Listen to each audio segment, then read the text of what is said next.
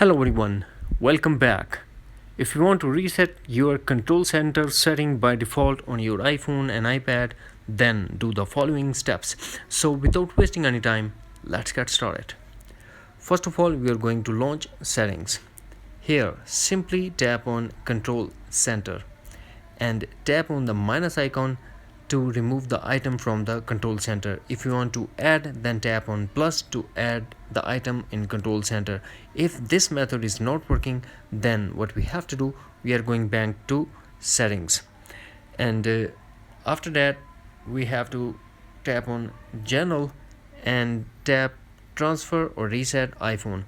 Now tap reset and tap reset all settings. This process will delete all your customized setting to default setting, but no data or media will be deleted. Here we have to put iPhone passcode and tap again reset all settings to confirm.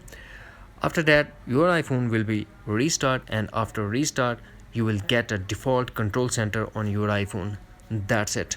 Hopefully friends, you found this video helpful. Thanks for watching. Take care. Bye bye.